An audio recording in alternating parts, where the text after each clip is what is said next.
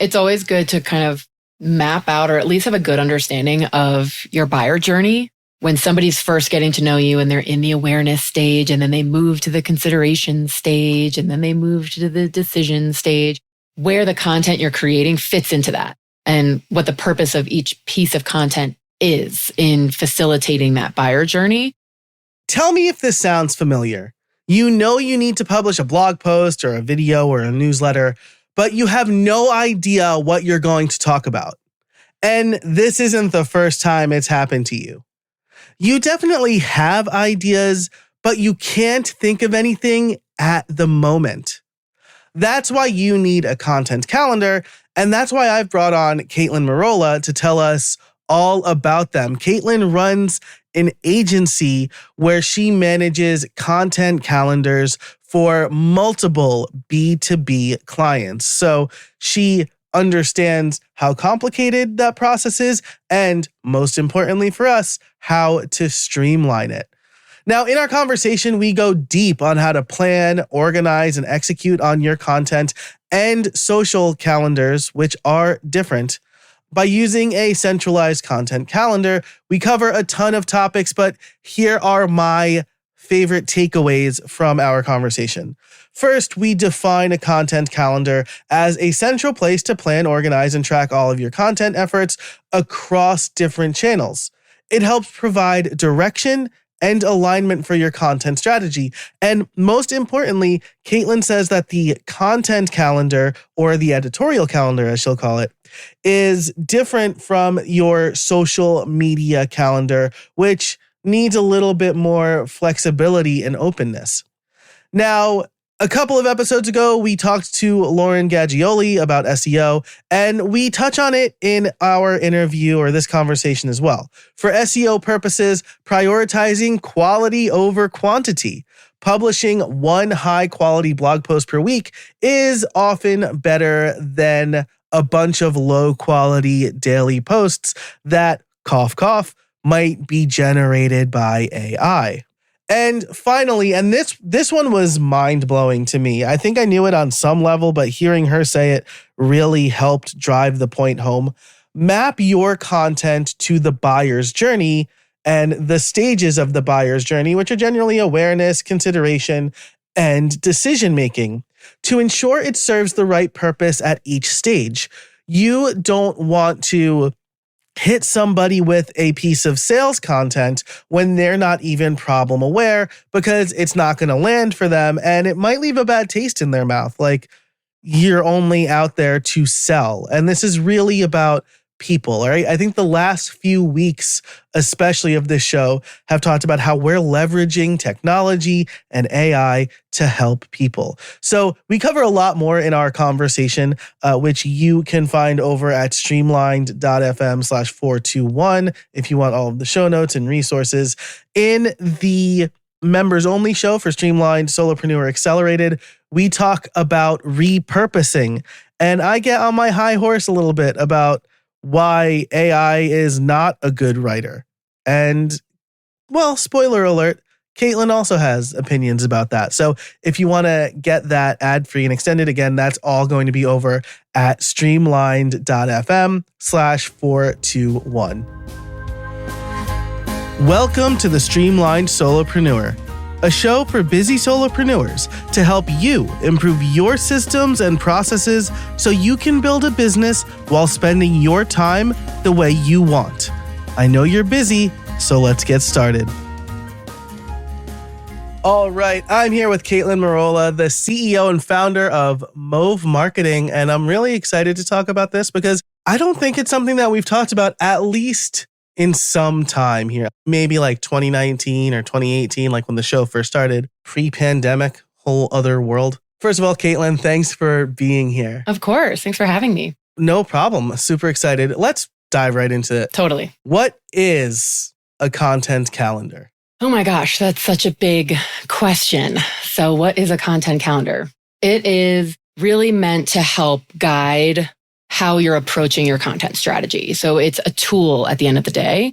At Mauve, we have content calendars for all of our clients. We have since day one. It's super helpful for us. It's super helpful for our clients to understand the approach we're taking to their content strategy for the month, for the quarter, to provide a forward-looking place where they can see, okay, these are the curated themes, concepts, topics that we want to hit in the quarter. Maybe it's not fully fleshed out or it's not totally set in stone. Of course, it's always fluid, but it gives you a starting place and it gives you sort of that tool that you can galvanize around and understand what your goals are from a content perspective for the month, the quarter, even further out. Some of our content calendars go out as far as 6 months. That makes perfect sense. I think people hear content calendar and they think, all right, I need 365 different items and I need to like divide them up and like I need to do like deep keyword research, right? I just had my friend Lauren on talking about SEO.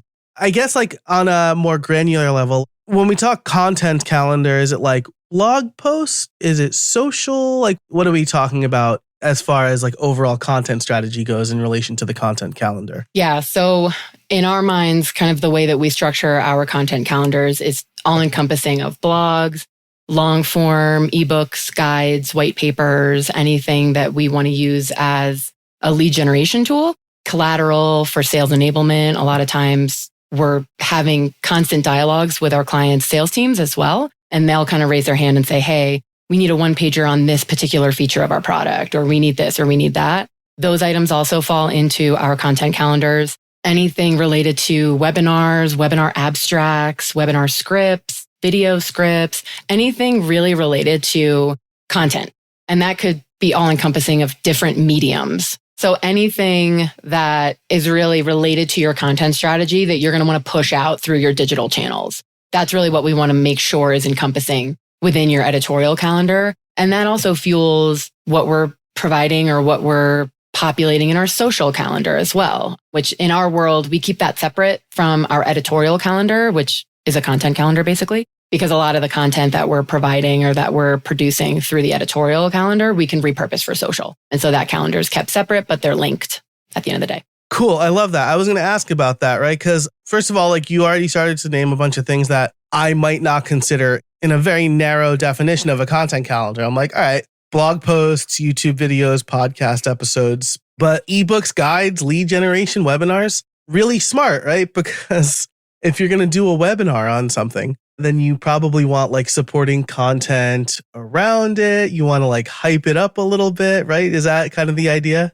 Totally. And we're big believers too in repurposing. So if we do a webinar on something, let's repurpose that into some written form of content. Let's repurpose it into different clips for social. Let's repurpose it into a web page on your website specific to that particular topic. We're big believers in really maximizing every piece. So you're not reinventing the wheel every time you're sitting down to produce a piece of content. Use what you have, use what's working. Make sure it's data driven too. Like you don't necessarily need to always be coming up with content to create from scratch. Look at the data from previous content, which pieces had high engagement, which pieces generated the most number of leads, and repurpose that. Maybe say that same thing in a different way, or maybe reframe that topic for a different persona. Really think about that too, because that helps with kind of continuing your content strategy on an ongoing basis. That's really smart, right? Because I think about as the content creator, you can sometimes feel like you're beating a dead horse, right? Like I talk about don't use episode numbers in your title so many times. Like surely everybody's heard that, right? But maybe there's a different framing for it. Or my most popular content right now is how I've configured my Stream Deck. I feel like there's like a gold mine there, like how podcasters can leverage Stream Deck, how live streamers can leverage Stream Deck, stuff like that. And thinking too about where your users live online. So some people really might follow you and engage with your content on LinkedIn, whereas others might instead engage with your content and visit your website more often. So it's kind of making sure that messaging is everywhere and reinforced across all of your channels in different ways. That helps to fuel your content calendar throughout the quarter. I love that. And then I also appreciate that you mentioned that you used content and editorial calendar interchangeably, right? We do. Is different from the social calendar. Yes. You kind of said why, but can we get like a clear reasoning on that? Yeah. Let's say we have a blog in the editorial calendar. We've produced it. We've collaborated with our client on it. It's approved. It goes live on the website. We take that blog. We really maximize exposure for that blog by creating several LinkedIn posts for it. So we'll have a LinkedIn post for the day that the blog goes live, its release day, and then we'll have future LinkedIn posts kind of teeing up different sections of that blog, pulling out stats, pulling out specific things from that blog that are heavy hitting that people might not see if they don't read the blog in its entirety. Most people skim, we know that. So really maximizing the readership of that blog by continuing to post it in different ways and then measuring engagement to see, okay, pulling this section out of that blog and posting it to LinkedIn worked really well. We're going to do that next time. So that calendar functions a little bit differently. The social calendar also is a little bit more dynamic in that it allows us to be reactive too. So our clients and ourselves, sometimes we'll see something, sometimes our clients will see something and they're like, ooh, we want to reshare this, or we want to post this today, or this press release went live, we want to post it this afternoon. Our social calendar is a little bit more dynamic, so we can react to those things quickly, get those things done same day, and then record that in the social cal to make sure that we have a recording of the fact that that happened. And then we can look at that social cal retroactively and kind of see everything that happened that quarter, the reactive posts as well. Gotcha. Okay. So like you say, maybe a good example of this from a recent experience for me is this is why I need a better both social and content calendar, I think. Are you on LinkedIn? You're on LinkedIn? Yeah. You get like a bunch of comments that are like, hey, really love what you're doing. You should hire me, right? Yeah, That's definitely. the sent from InMail, right? And so I posted something on LinkedIn that was like, hey, I just met you and this is crazy. And then like I rewrote that pitch sent from InMail. Best performing LinkedIn post for me in a while. Nothing to do with podcast coaching. Yeah. But maybe using kind of like your reactive framework here, I might be like, hey, last week I wrote this post and it blew up. Here's how you can better pitch sponsors as it relates to podcasting. Maybe it's something like that. Exactly. Yeah. Like really building on the strategy and then making sure it's all reflected in the social cal. So you have a record you can look back on and kind of be like, okay, I was just operating on LinkedIn in real time, interacting with people, resharing, reposting things. And that's how you want to do it. But you want to have a place where you can see all of that activity. So you can then build on that for the following quarter. You can see what worked well or what didn't work well. The social cal is a little bit more dynamic in that way than our content calendar. Yeah. And then the recording part, right? Because otherwise you're either leaving it to memory or like a third-party service. I can use like the free Taplio Chrome extension to see what my popular posts were. But like recording it somewhere easily referenceable, probably a little bit better. Yeah. And there's things too that we'll do like A/B testing or like different experiments on LinkedIn. We'll use LinkedIn ads, we'll boost, we'll sponsor, we'll do all different types of things on LinkedIn. We'll build a LinkedIn newsletter, engage with LinkedIn groups that are relevant. There's a lot of activity happening beyond just posting to our page. So all of that, we want to really have like a full picture of like what we did and what we achieved through that effort. So we can replicate what worked and pivot away from things that didn't. And it goes just beyond posting. I feel like I'm getting a lot of ideas here. Good. We've mentioned repurposing a couple times in the Streamlined Solopreneur Accelerated. I would love to chat with you about maybe how you're leveraging AI, if at all, to repurpose the content, if that sounds good to you. For sure. And if you want to hear that conversation as well as get every episode ad-free and extended, you can head over to streamlined.fm/421. All of the show notes will be there, as well as a link to become a member. That's streamlined.fm/421. Okay, I love everything we've set up here. I guess before we get into kind of like the big question I have, let's level set. How much work really goes into creating a content calendar? It depends on the tool that you're using. So we use Airtable for our content calendars for all of our clients. That is helpful to obviously have like a tech-enabled content calendar where you can color code things. You can have drop downs where you can select the content type, etc. You can customize it to your liking. Every company's different. Every industry is different. The fields of information that appear in your content calendar are different depending on what's important to you, what you need to know when you're looking at the content calendar. So ours kind of vary for all of the clients that we work with, but it's definitely nice to have a tool that you're using. Using a G Sheet or an Excel file, that can get really clunky. It's hard to update. especially if you have a team you're working with and you're all kind of looking at the same place for the same information. It's really nice to have one that's tech enabled and gives you that dynamic ability to change things on the fly. I think it's really important too when you're creating your content calendar and you're thinking about putting it together initially. What are those pieces of information? So for us, it's the title or the headline of the piece, the content type. Is it a blog? Is it a guide? Is it an infographic? What is it?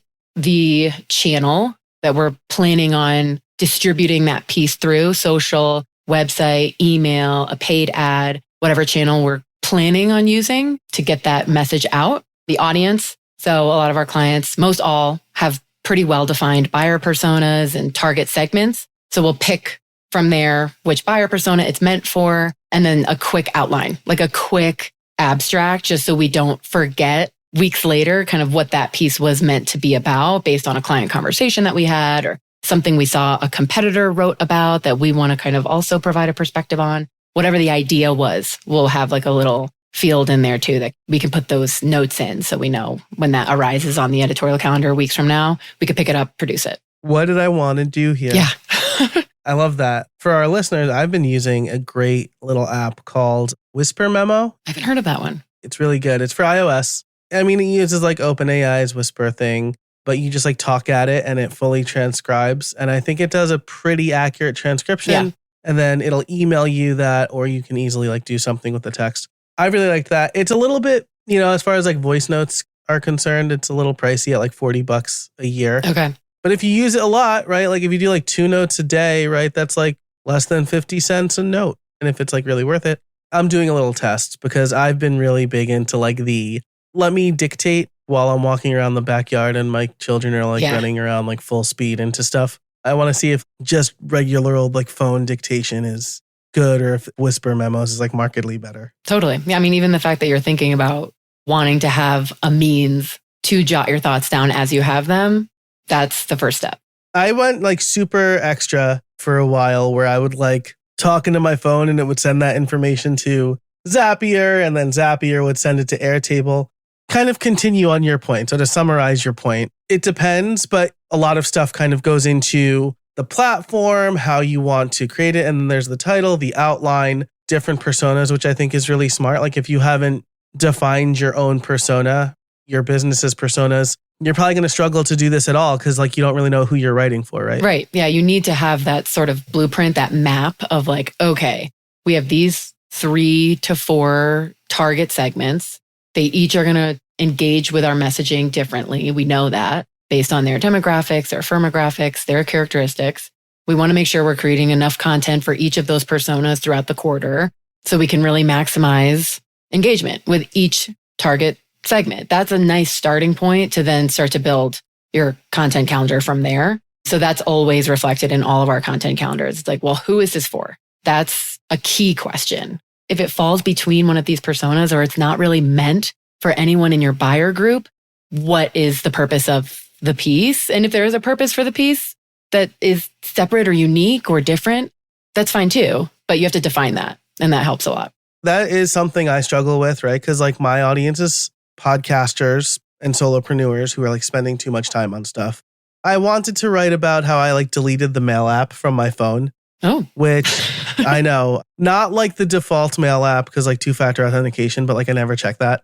It was like Spark, which is the one that I would like chronically check.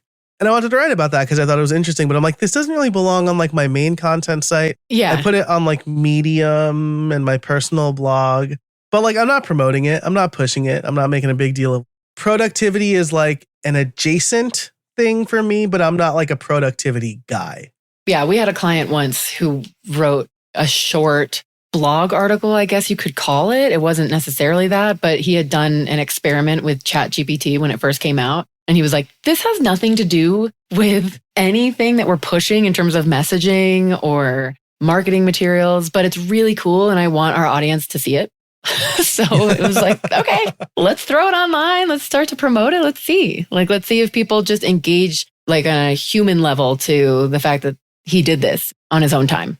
It's not really like business related, but it was interesting. Yeah, exactly. And like, I mean, from like a content point of view, tools, blog posts, at least in my space, tend to do well. Yeah. People, oh, what apps are you using? Right. So like those personal pieces are like fine for that.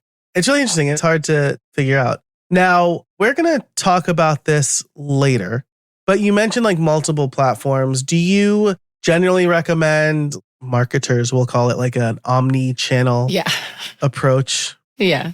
Email and social, right? But like blog, YouTube, live streams, webinar. Like, do you recommend like all of that, or do you generally recommend people focus on like where their people are at? Definitely focus on where your people are at, for sure. But that's to say, everybody kind of interacts with the internet differently these days. I mean, it's so custom to you how you're going to interact with a brand. Right. So it is important to be everywhere that you think your buyers might be online. So it really requires thinking about all of the different channels. Like if you have a blog and you want to post it to your website, post it to Medium too. If you have something that's doing really well in an email campaign, create an ad campaign for it too. A lot of that repurposing and reinforcing just to make sure all of your bases are covered and everyone who's doing different things online and has different patterns will see your brand where they are spending their time. So definitely an omni-channel approach is the way to go. And that's so much easier said than done. But once you get into the rhythm of it and you start to see how repurposing really is the way to do this, because you write it once and then you slice it, you splice it, you change it, and you use it in different channels, and then you can measure results on that. That's where you're going to figure out kind of where to like double down. I like that a lot. It's funny because like at the beginning of the year, I had an episode called This Is My Be Everywhere Strategy. And I was like, you know what? I'm just going to publish on Medium, on my blog, on Substack. I'm going to put the videos on YouTube and on Substack. I'm going to put my podcast on YouTube and on Substack. That became untenable quickly. Yeah. Especially because like Substack is a very closed off platform. They make it easy to get things out of Substack. They don't make it easy to get things into Substack. So like Medium, right? You can like feed it a URL and it'll import the story and it'll mark your blog as like the canonical one. Can't do that with Substack. You can't give Substack like your podcast RSS feed for it to import. Mm-hmm. I was basically like, all right, well now my VA has to publish here and there and Substack now, and is the juice worth the squeeze? That's why a lot of our clients come to us, because they're like, we know we need to do this and we need to have data coming in to tell us where to invest our marketing dollars. Can you guys just do this and be on top of it? You guys are the ones that are kind of managing the integrity of all of this and monitoring all the channels. That's why a lot of our clients come to us, because it can be just a lot of work. It's a lot. I love automating. And Substack is just not an automatable platform. And also, like, again, when I devised this plan, I thought, oh, well, maybe Substack will be like a good place for me to make money. And then I decided it's been a wild quarter for me. Sounds like it. To like sunset my membership, because like I'm in a mastermind group and they were like, how much mental energy do you spend on your membership? And how much money does it make? And I'm like, lots and not lots.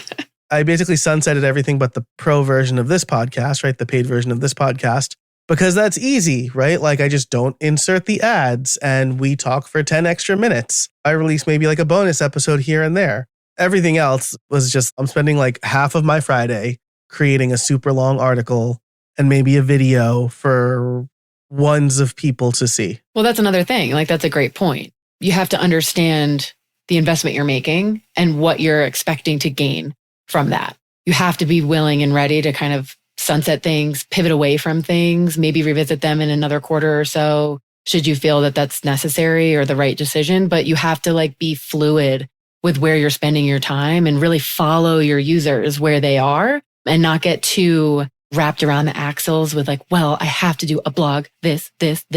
Like, don't worry about that. Just get the content onto the internet and start to see what happens. And those decisions will kind of start to reveal themselves to you as you do that. I like that. And I feel like this like segues perfectly into the next portion of the episode. But I do want to point out that maybe this is especially important because you also mentioned paid ad campaigns, right? As part of the content calendar. And you definitely don't want to fall into the fallacy of the sunk cost with like a Facebook ad campaign or something like that, right? Exactly. Well, this has already been like an action-packed episode. We're going to take a quick break for our sponsors and then we'll come back and I'll ask the big confrontational question. So we'll take a break and then we'll be right back. Look, when you have an online-based business, speed and reliability are the most important aspects of a service. Not far behind that is actually owning the website that your business relies on. When you own your website, you're not subject to an algorithm, changing terms, or accidental shutdowns. That's why I'm so excited that Liquid Web is back as a sponsor of How I Built It this year. Their Cloud VPS is some of the best in-class hosting you can get when your business relies on your website. From speed to security and protection to regular backups, with Liquid Web, you can trust your website will remain in tip-top shape. Not technically savvy? Don't worry. Liquid Web offers fully managed hosting, which means they have a team of knowledgeable experts looking after your website for you, so you can focus on running your business. If you need fast, reliable, and secure hosting for your business, check out Liquid Web. Head over to howibuilt.it/liquidweb today. Hey, real quick before we get back into the episode, I want to tell you about my free newsletter, Podcast Workflows. If you are wondering how I can successfully run this show, plus 2 other shows, plus run a business, plus run 3 children, Podcast Workflows is for you. You will get weekly emails with behind-the-scenes look on how I produce this show, experiments I am trying with other podcasts, and general advice to start, grow, and monetize your podcast. You'll also have the opportunity to become a member and get ad-free extended episodes of this show as well as bonus content. You can do all of that over at podcastworkflows.com/join. That's podcastworkflows.com/join. Sign up for free today. And we're back. Okay, so Kaitlyn, you just said we got to be fluid. We need to be responsive. Why can't I just publish what I want when I think of it? I had an idea for a blog post today. I'm going to write that blog post today and publish it.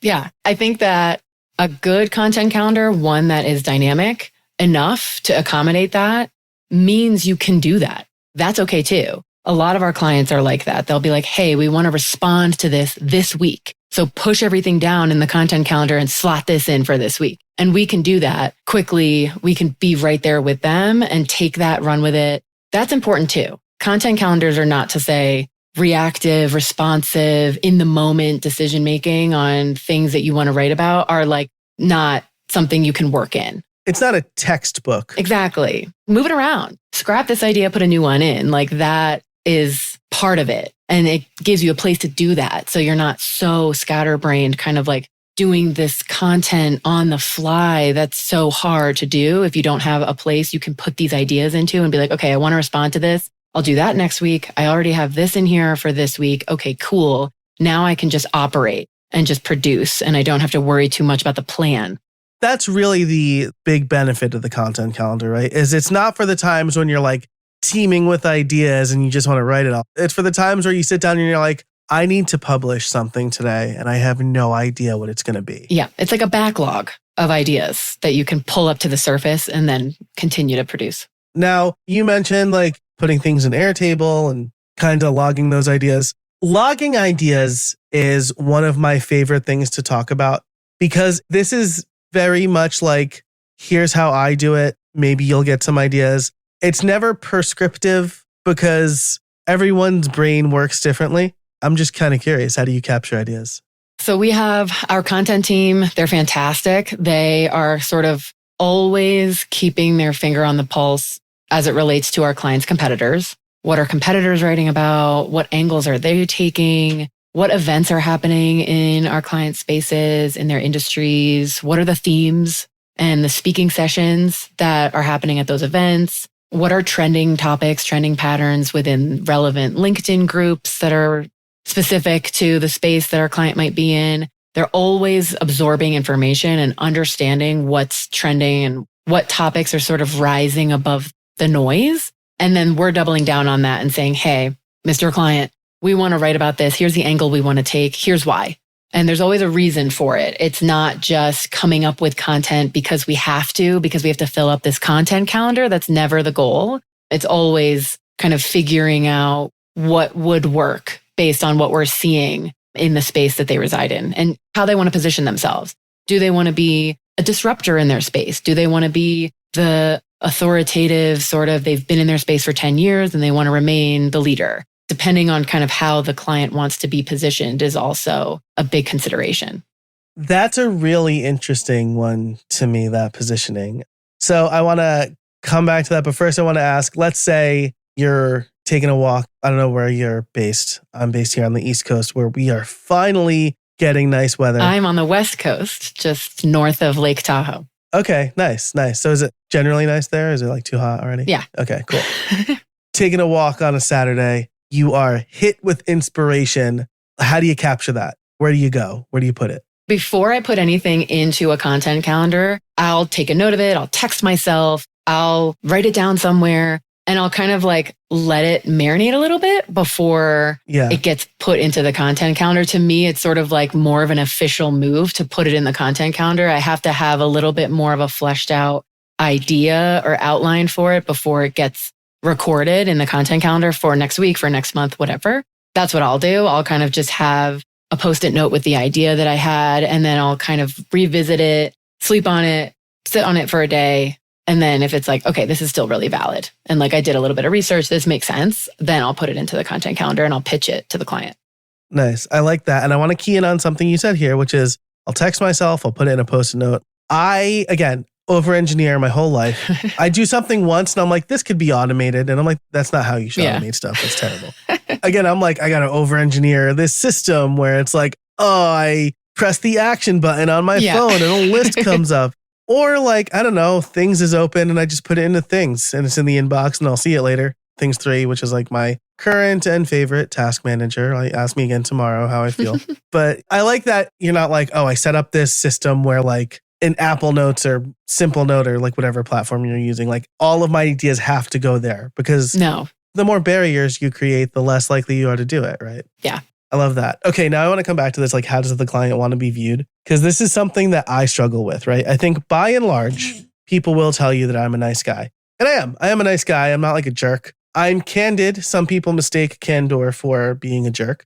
So I'm nice, but I'm also direct. And sometimes I want to give my full opinion on something and I'm worried that it will come off at like angry white guy yelling about something. Okay. You've sighed heavily. I feel like you've thought about this before. Is this accurate? Yep. Say I'm your client. What do you say to me in that situation? To me, that's definitely a part of your brand. So let's think about your brand. Let's do a little bit of a branding exercise. Let's do a digital whiteboarding session. How do we want your users to feel when they interact with you? In any way, across any channel, any episode, how do we want them to feel when they're interacting with your brand? Do we want them to gain insights? Do we want them to feel empowered? What do we want them to take away? And then you can back into sort of how you kind of need to come across or how you need your brand tone and your voice to sound. So that's sort of how we've done it before with clients where they're like, hey, we want to come across this way, but our current content does not reflect that. How do we get from A to B and get there so we are seen that way? And that's the whole movement. That's a whole challenge right there in and of itself. It's almost like not a rebrand, but like a little bit of a rebrand, right? Kind of. I saw someone on one of the social networks say like, whatever publicist Mark Zuckerberg hired is killing it. And they posted a picture of him like surfing with like this full sunscreen white face. And then like a picture of him like fighting MMA style. He like reimagined himself basically from like typical nerd to like MMA fighter. It's crazy. Like we had a client just recently be like, we want to come across a little bit more approachable and funny, humorous. Where's the line? What's funny, but not too funny? Right. What is funny enough, but also informative enough and educational enough? We want our content to also be important, not just funny. So there's this whole exercise you go through to kind of be like, how do we get to that place for the client, but also still hit our OKRs, hit our goals, make sure that the content is relevant and important to our users. there's a lot of that goes into that. Yeah. It's funny because it's something I struggle with. Like, again, I feel like I'm pretty approachable. Approachable and funny is probably me. Like, I've been described as like a real life cartoon character. But again, like, if anybody has ever seen me get angry, they're usually like shocked by it. Yeah, right. And I'm not saying like I get angry online, but I do worry that if I am speaking more directly or more candidly, it will be viewed as, wow, Joe's being like a real jerk today. Yeah, I feel like everybody struggles with that. I struggle with that too. It's like, I need to push back on this. I need to say it in a way that feels like we're all on the same team still and we're all driving towards common shared goals, but that's not a good use of our time. Yeah. Sometimes that can be hard for your own personal brand. How do you be direct without coming across as a jerk? Right. Maybe like taking some time. I have a really good example of this from very recently as we record this. The founder of Morning Brew, Alex Lieberman, said, unless you're an A-list celebrity, big media company, or plan to sell your audience a high dollar product, it makes no sense for you to launch a podcast right now. I originally responded with, well, this is like typical Twitter engagement bait where you say something that's very polarizing. Like controversial. And then like you caveat it hours later after the algorithm picks it up. And I deleted that. And I instead said, like, fun fact, when Morning Brew launched in 2015, people were still saying email and newsletters are dead. And if you have a good idea and it happens to be a podcast, like, do it, right? And so that went from like me just being like a dickhead. I don't know if that earns me the explicit. I'll have to ask my editor. To like me like stating a fact and then like being more encouraging, where it's like he's telling people to not start a podcast, but he started a newsletter that he sold for millions of dollars at a time where people were like, email's dead. Again, yeah, it's like something, especially like on social media. It's so easy to just like send something off into the ether. Awesome. So there are a couple of terms that you mentioned that I want to define before we move into like cadence and timing. One was, you said demographics and firmographics. What are firmographics? Firmographics are characteristics of the person's job title, the company, the size, the industry, like their firm, their business, where they're at. A firm like the firm, not like firming up some sort like of the firm, not firm like hard. Yeah. Yeah, got it. Okay. And then OKRs. What are OKRs? Objectives and key results. OKRs are like your goals, your metrics that you want to hit. They're like KPIs. Like you maybe said earlier, KPIs is like another way to put it. Cool. With that, I feel like we've done a lot of table setting. We're like moving on to dessert if we're going to stick with this table setting. But let's talk about like timing and cadence, right? Because as you said, a good content calendar is dynamic enough to accommodate maybe being more responsive and fluid for certain content. But also like I can imagine that gets to a point where it's like if you're bumping some topic every week, it's like how Jimmy Kimmel would always say, we couldn't get to Matt Damon. Yeah. Do you remember that gag on his show, right? Like at some point, you're eventually going to have to not bump the next content for whatever you're feeling that week, right? Exactly. How much does timing matter in the content calendar? Is that going to be like more specific to the content you're creating? It definitely does depend, but we have found kind of the sweet spot. So all of our clients are B2B. So in a B2B setting where you're really managing like a company's profile on LinkedIn, we have found on LinkedIn specifically like 3 to 5 posts per week. And usually we'll have at least 3 that are planned, and it gives us still that flexibility to have 2 or 3 that are reactive or responsive to something. Nice. And then for the content calendar, for a true SEO driven strategy where you are trying to organically improve your rankings for specific keywords in that given month or that given quarter, we usually do like 1 blog a week, and then we'll mix in other kind of content items like long forms, infographics, 1-pagers, that kind of stuff kind of in the mix as well. But 1 blog a week usually suffices to impact SEO the way we want to. Okay, cool. Very cool. This is very similar in line to, I'm like going to break the fourth wall a little bit here, but I interviewed for 419, my friend Lauren Gaglioli. She said something similar, like weekly, maybe like every 2 weeks at most, if you want to like markedly improve, like if you have like a big, like juicy blog post every 2 weeks. The big takeaway is like, you don't have to blog every day. No, it hurts you after a certain point because the quality of those blogs can only be so high if you're writing a blog every 2 days. This is a point that I didn't get to Lauren that I'm glad we get to address now. I feel like we've kind of been trained on what social media wants and have like transposed that to like apply that or overlay that across all content. Yes. And that's just not the case for like website content or SEO. It's like that's really where quality matters. It really is. Like you have to have an authoritative, almost blunt headline for a blog to really get the juice it needs for SEO. And that requires research. It requires citing stats and citing sources that make sense and backlinking. That takes time to put together a quality blog that Google will see and crawl the way you want it to. You can't do it like you're on Instagram and you're just like posting every day. It can't be like that for good reason. If you're blogging too much, there's no way those blogs are of the quality that you're looking for. I guess I think about like in college, I thankfully learned very fast that you could write a paper the night before. You shouldn't, but you could. Exactly. My master's thesis, I couldn't write that like the night before. I had 3 credits. Actually, I had 6 credits. That was supposed to be a year-long project dedicated to that because it was assumed I was working on that every week. Yeah, which you were, until of course. I had to defend it. Yeah, right. Actually, fun fact about my master's thesis, my advisor wanted to get it published in an academic journal. And so instead of having until like April to do it, starting in August, I had until December to do the whole thing so that we could get it published in an academic journal, which we did. That's awesome. Yeah, you would think it was smooth sailing for the second semester, but it wasn't. I like added more stuff to it. But definitely kind of the difference between like the social content versus the longer content. Exactly. Cool. All right. So as we wrap up here, it still sounds like a lot of work. Obviously, like B2B clients hire you to do stuff like that. If I'm a busy solopreneur and I want to create one without spending too much time on it, maybe what are like the 2 to 3 things I should consider? Where should I focus my efforts? Stuff like that. When I first started and I was a solopreneur before I built the team and kind of 4.5 years ago now, I used a G Sheet in the beginning and it was a really easy place. It was super editable. It wasn't techie in any way. It was just basically a stream of consciousness. These are the things that I want to hit for this client this quarter.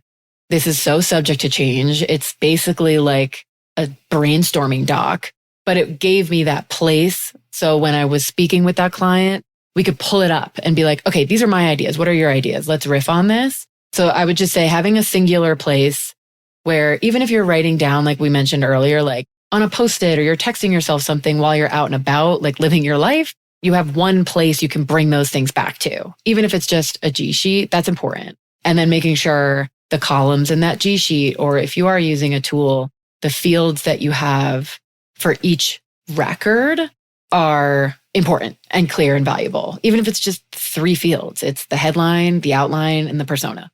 Even if it's just that to get you started, and then you can move into the production cadence and see how long does it take me to produce a quality blog that is optimized for SEO?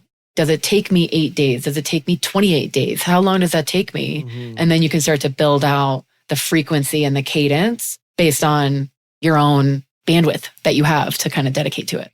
I love that. I think that's great. You know, again, I do something very similar, right? Well, for this podcast, I have a content planner. What I don't have is one content calendar for everything.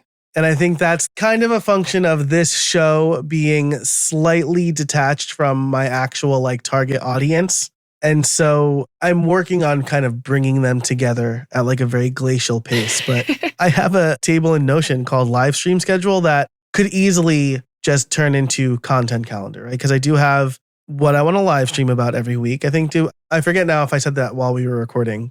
In case I didn't, I could take this topic and make it the topic for the week, right? And like you said, you're big on repurposing. I could do the live stream. I can turn it into a blog post. I can turn it into an email, right? I mean, ideally, what I'd probably want to do is write the email first and then mention the live stream in it. If you want to hear more about my thoughts, like join me for the live stream, submit your questions here, like that sort of thing. I guess for me, it's starting with this key piece of content. And this really just came together for me recently because I was like, when I did live streams when I was a programmer, it would just be me like programming, right? And talking through what I was doing. Now I'm like a coach. I'm more of like an information, like content creator kind of person. I'm like, building in public doesn't work for me anymore. Because what am I building really? And so I switched to these more like informational topics. And again, like that just kind of dawned on me very recently. And I'm like, oh, this is coming together. So I'll let you draw your conclusions from that point and maybe like pontificate some advice based on my experience, if that works for you. Yeah. I mean, we've definitely experienced working with clients and even internally at Mauve. We want to do this. We want to do that. We have this over here. We want to start this stream of content over here. We want to start a LinkedIn newsletter. That's different than our blog. And this is different than this. And there are all these different channels and mediums. And we want to do a webinar. We want to do it like this. And that can get really clunky super fast. Again, it's really nice. Like our legacy old content calendar from years ago was a G sheet with like 4 tabs at the bottom. You could pull up the different tabs and it would show you exactly what that ecosystem looked like in terms of the content plan for our webinars, for our blog, for our LinkedIn newsletter. That was helpful still to have it all in one place, even though we were approaching those things differently. So that's how we did it. And now we're in Airtable and it's a lot more like tech enabled and dynamic. And that's cool. You can have like different views. Yeah. Even just doing that is a good place to start. This is how my brain works. Like calendars are my love language. I'm on the record on this show as saying that multiple times. I really like Notion for that reason. Yeah. Is like you have like this one table that you can say, oh, like, all right, show me what the calendar looks like. And like, that's not as useful for this show because this show comes out every Monday. And so I don't really need a calendar view for that. But like if I'm publishing, if I have the live stream schedule, I know that's every Thursday, but okay, that means the email should go out like Tuesday so people know, or maybe Wednesday, right? That means like the following blog post after the live stream recapping what I did is going to come out on Monday. Should that be the long form newsletter, right? So I think that's really why I like a tool like Notion or Airtable. Airtable's super nice because like they give you the calendar, like the iCal calendar, which is cool. I don't think Notion gives you, they have like Notion calendar now. So like if you want to use their calendar app, you can get it. But like, yeah, I used to have my whole production schedule in Fantastical thanks to Airtable, which was nice. Okay, so my last question here, right, is we haven't really talked about all of this content in the service of something, but presumably you're building content to try to sell a service or product, right? How do we approach that? Do we work in specific like salesy kind of posts into our content calendar? Do we kind of like slightly mention it in all of our content? What's your general recommendation for that? It's always good to kind of map out or at least have a good understanding of your buyer journey. When somebody's first getting to know you and they're in the awareness stage and then they move to the consideration stage and then they move to the decision stage, where the content you're creating fits into that and what the purpose of each piece of content is in facilitating that buyer journey. So a lot of the stuff that we do is very top of funnel. It's very awareness driven, really just getting that brand in front of people that it makes sense for on LinkedIn and through paid ads, Google, etc. That's kind of a good way to think about it. Salesy type language, like really hard hitting sort of like content around, we're working right now for a client on a competitive sort of landscape piece where it's like them and how they stack up against all of their top competitors. That's a decision piece. Like that's something where they already know you. They already maybe are considering purchasing something that looks like you or your product. This is a good piece to provide to the sales team to share, as opposed to working that into the top of funnel content, because that can be a little, A, it's challenging to do in a thoughtful way. And B, you might lose people who are like, oh, they're just trying to sell me something. Like everything I read from this brand, they're just trying to sell me something. They're not actually producing content to help me achieve my goal, which is what top of funnel content is really meant for.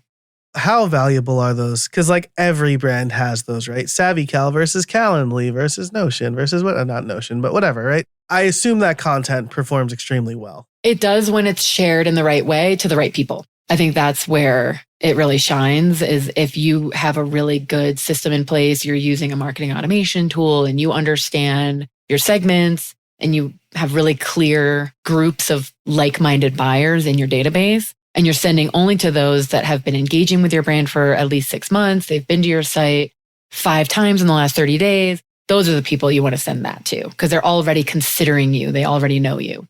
Gotcha. And I should say, like, this used to be the case. I don't know if it's true anymore, but if you Google SavvyCal versus Calendly, I was like number Yep, I'm still the second entry on Google for that one. Only behind Savvy Cal. I definitely need to update that post because it's been a while. But super valuable content, right? I'm not going to do like a me versus other coaches because that just seems like that's a little mean, right? Yeah. It's mean. I love that. And then like map the content to the buyer journey, know the buyer journey. I think this is really important, right? Like you don't want to push your thing like they're not even problem aware. Exactly. Love that. Kaitlyn, this has been such a great conversation. Again, a little bit how the sausage gets made. I told Kaitlyn like we probably wouldn't take the whole time, and here we are taking almost the whole time. But if people want to learn more about you, where can they find you? Yep. So you can go to mauve-mktg.com. That's our website. You can find me on LinkedIn. You can email me. This will all be in the description in the podcast app they're listening to, and it'll all be over at streamlined.fm/421. And for those listening who don't want to be bothered with show notes, it's mauve-mktg.com, which I think you said as I was thinking about the show notes. So, Kaitlyn, thanks so much for joining us today. I really appreciate it. Of course. Yeah. Happy to be here. Thank you for listening. Thanks to our sponsors. If you want to hear Kaitlyn and I talk about using or not using AI for repurposing, you can become a member. Again, all of that's going to be at streamlined.fm/421. But thanks so much for listening. And until next time, I'll see you out there.